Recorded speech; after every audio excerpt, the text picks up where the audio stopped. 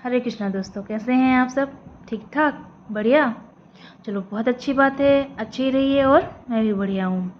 जैसा कि आपको पता है, बात हो रही है महाभारत के कैरेक्टर, यानी कि महाभारत एक महाकाव्य है, महर्षि वेदव्यास द्वारा रचित है। इसमें बहुत सारे पात्र आते हैं और बातचीत भी इन्हीं पात्रों के बारे में हो रही है। जिसके बारे में अभी बात हो रही है वो है एकलव्य। इनके बारे में पहले भी मैंने एक वीडियो बनाई है जिसमें मैंने इनके पिता का नाम, इनकी माता का नाम, इनका विवाह किसके साथ होता है, ये शिक्षा कहाँ ग्रहण करते हैं, इन सब के बारे में बताया है। एकलव्य का प्रारंभिक नाम जो था, बचपन का नाम, वो अभिधुमन था। प्यार से इनको अभय बोलते थे। बाद में इनके गुरु ने जब इनको देखा कि ये बहुत अच्छे तरीके से सीखते हैं, इनमें बहुत अच्छी लगन है सीखने की, तो उनको एकलव्य नाम दिया और ये एकलव्य नाम से ही फेमस हुए। ठीक है। जब ये थोड़ा बड़े होते हैं तो उस टाइम पे एक मुनि थे जिनका नाम था पुलकर। वो इनके पिता हिरण्यधनु से बोलते हैं कि आपका पुत्र बहुत अच्छा है, ये धनुर्विद्या इसको बहुत अच्छी तरीके से आती है, इसलिए आप इसको उच्च धनुर्विद्या सिखाइए। इसके बाद एकलव्य और उनके पिताश्री जाते हैं द्रोणाचार्य के पास, क्योंकि उस टाइम पे द्रोणाचार्य बहुत ज़्यादा फेमस थे धनुर्विद्या के लिए। उनके पास एकलव्य ने संकल्प किया था कि अब वो धनुर्विद्या द्रोणाचार्य से ही सीखेंगे। बट जब वो द्रोणाचार्य के पास जाते हैं और उनके सामने अपना प्रपोजल रखते हैं तो द्रोणाचार्य को मना करना पड़ता है, बिकॉज उन द्रोणाचार्य ने प्रॉमिस दे रखा है भीष्म पितामह को कि वो कुरुवंश जो है, पुरुवंश, ठीक है, उनके राजकुमारों को ही सिखाएंगे, उसके अलावा किसी को नहीं सिखाएंगे। साथ में ये अर्जुन को भी प्रॉमिस करते हैं कि विश्व का सबसे अच्छे धनुर्धर तुम ही बनोगे अर्जुन। ठीक है। तो इस तरीके से ये दो वचन से बंधे होते हैं और ये एकलव्य को मना कर देते हैं धनुर्विद्या देने के लिए, क्योंकि ये उस टाइम पे कुरुवंश के गुरु थे और सिर्फ कुरुवंश के राजकुमारों को ही शिक्षा दे सकते थे। ऐसा भीष्म पितामह ने एक अपनी कंडीशन रखी हुई थी। ठीक है। बट जो एकलव्य थे वो उस टाइम पे उनके आश्रम में रुकते हैं। उनके पिताजी तो चले जाते हैं हिरण्यधनु, बट एकलव्य रुकते हैं। वो देखते हैं कि ये राजकुमारों को क्या बताते हैं, कैसे बताते हैं, बहुत ही ध्यान से सुनते थे और बाद में एकांत में ये प्रैक्टिस किया करते थे। एक बार दुर्योधन देख लेते हैं और ये द्रोणाचार्य को बताते हैं, तब द्रोणाचार्य को उनको बोलना पड़ता कि तुम इस आश्रम से जाओ। ठीक है। कुछ टाइम निकलता है, सभी राजकुमार बड़े होते हैं, एकलव्य भी बड़े होते हैं। कुछ टाइम बाद जब टाइम निकल जाता है तो सभी राजकुमार जंगल गए होते हैं खेत में अपने गुरु के साथ। तो उस टाइम पर उनके पास एक कुत्ता होता है। ये कुत्ता अंदर चला जाता है जंगलों में और एकलव्य को देख के काफ़ी सारी वार्किंग करने लगता है उसके ऊपर। तो एकलव्य क्या करते हैं, 7 बाणों से इसका मुंह बंद कर देते हैं, लेकिन इस तरीके से इसके मुंह में बाण मारते हैं कि इस कुत्ते को किसी भी तरीके से चोट नहीं आती है।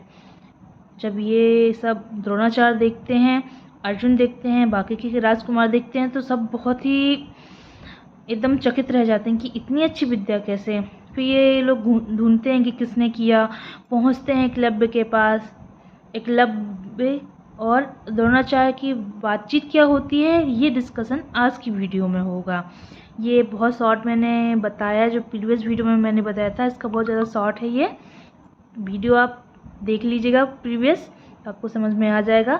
आज हम बातचीत जो करने वाले थे हमारी, वो थी एकलव्य और द्रोणाचार्य के बीच में जो कन्वर्सेशन होता है, वो क्या कन्वर्सेशन है, बस हम इसी के बारे में बात करने वाले हैं। बट वीडियो स्टार्ट होने के पहले मैं वही पुरानी बात बोलूँगी, वीडियो लाइक कमेंट कर देना, ठीक है, शेयर भी कर देना, एंड चैनल ज़रूर सब्सक्राइब कर देना। फ्री ऑफ कॉस्ट है तो कर दिया करो बिना किसी संकोच के।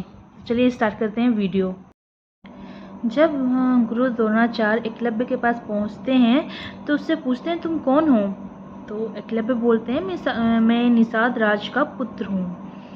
द्रोणाचार्य बोलते हैं निषाद राज वो जो जरासंध की सेना के सेनापति हैं।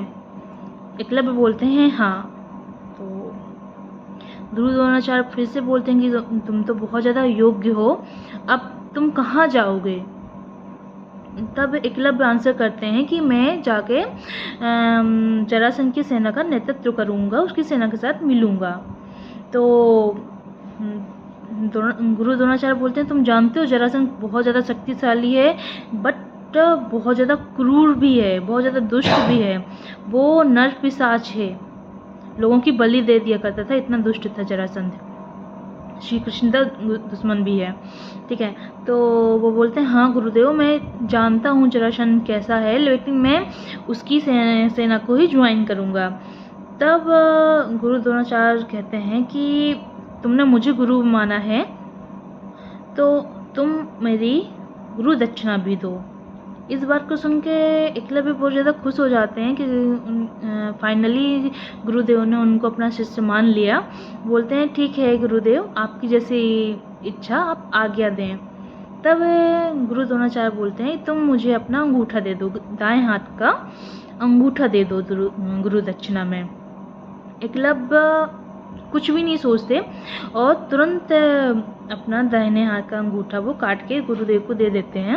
वो ऐसा नहीं सोचते कि मैंने इतनी मेहनत की, इतने टाइम तक मैंने प्रैक्टिस की, अपने राज्य से इतने दूर में यहाँ आदिवासियों के बीच में रहा, जंगल में रहा, उनके मन में ये सब नहीं आता। बस उन्हें तो अपने गुरुदेव की आज्ञा का पालन करना होता है, तो वो अपना अंगूठा दे देते हैं।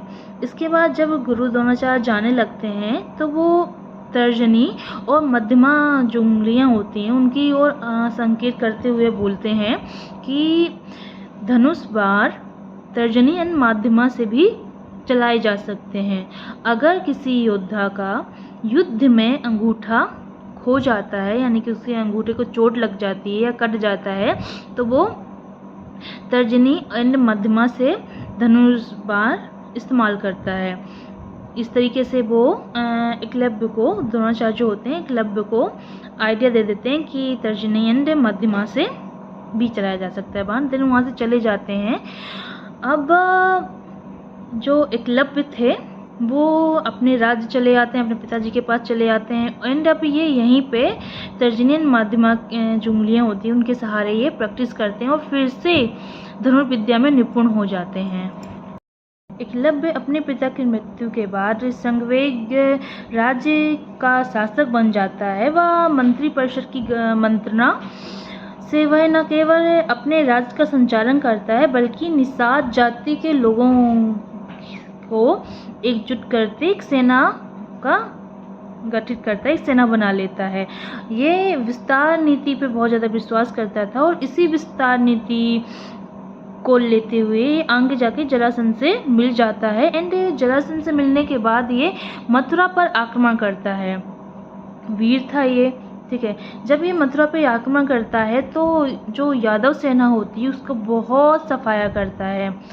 धीमे धीमे इसकी वीरता की चर्चा भगवान श्री कृष्ण के पास पहुंचती है। एंड भगवान श्री कृष्ण अब स्वयं आते हैं एकलव्य से युद्ध करने के लिए। जब एकलव्य को युद्ध करता वो देखते हैं कि एकलव्य के पास अंगूठा नहीं है, फिर भी वो इतने अच्छी तरीके से युद्ध कर रहा है। फिर भगवान श्री कृष्ण तो सब कुछ जानते हैं, बट ठीक है, लीला में तो ऐसे ही किया जाता है।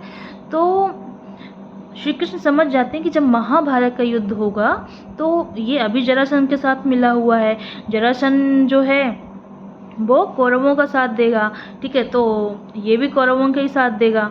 तो क्या करते हैं, श्री कृष्ण इसको युद्ध में हरा देते हैं, इसका वध कर देते हैं। एकलव्य की मृत्यु के बाद एकलव्य के पुत्र केतुमान इनके सिंहासन में बैठते हैं, वह राज्य करते हैं। जब महाभारत का युद्ध प्रारंभ होता है तो केतुमान जो थे वो कौरवों की साइड से लड़ते हैं एंड भीम इनका वध करते हैं।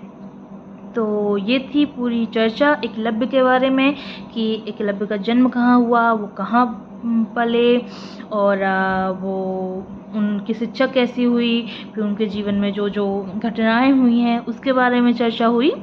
तो सब कुछ है, लेकिन यहाँ पे आगे मैं बोलूँगी कि द्रोणाचार्य के बारे में जो लोगों का डिस्प्यूट होता है। तो अगर देखें तो 3 चीज़ें हैं। एक तो द्रोणाचार्य ने प्रॉमिस दे रखा है भीष्म पितामह जी को कि वो सिर्फ पुरु वंश के राजकुमारों को ही पढ़ाएंगे, यानी कि जो कौरव पांडव हैं या फिर उनके जो पुत्र होंगे उनको पढ़ाएंगे। तो ये एक कंडीशन हो गई, तभी उनको कुरु वंश का गुरु नियुक्त किया गया। यानी कि भीष्म पितामह तो मैंने ये वचन लिया था कि आप सिर्फ कुरु वंश के ही राजकुमारों को पढ़ाएंगे। सेकंड, उन्होंने अर्जुन को प्रॉमिस किया था कि तुम सबसे अच्छे धनुर्धर बनोगे, ठीक है। एंड जो लास्ट है कि उन्होंने अंगूठा मांग लिया, तो ये 2 रीज़न तो है ही हैं। साथ में ये भी एक रीज़न है उनका अंगूठा मांगने का, क्योंकि जो एकलव्य हैं वो खुद ही स्पष्ट कर देते हैं कि वो जरासंध के साथ मिल जाएंगे। एंड जो जरासंध था वो मानवता का दुश्मन है, नर पिशाच है। ये राजाओं को हरा के उनको बंदी बना के उनकी बलि दे दिया करता था, बहुत ज़्यादा दुष्ट था। यानी कि एक बलवान व्यक्ति के पास और शक्ति आ जाए और वो अपनी शक्तियों का प्रयोग मानवता यानी कि सोसाइटी के लिए, समाज के लिए, अच्छे के लिए ना करके बुरे के लिए कर रहा हो, तो वो कितना ज़्यादा खतरनाक हो सकता है। तो उसकी शक्ति ना बढ़े, इसलिए भी गुरु द्रोणाचार्य ने ये डिसीजन लिया था। तो तीनों ही रीज़न हैं। आगे आप क्या सोचते हैं बताइएगा। आज की वीडियो में इतने ही लगते हैं। आप एकलव्य के बारे में क्या सोचते हो ज़रूर बताना। बट एकदम क्लियर है, जो एकलव्य हैं ये बहुत ज़्यादा टैलेंटेड थे, नो डाउट, बहुत ज़्यादा टैलेंटेड थे, ठीक है। तो बस आज की वीडियो में इतना ही।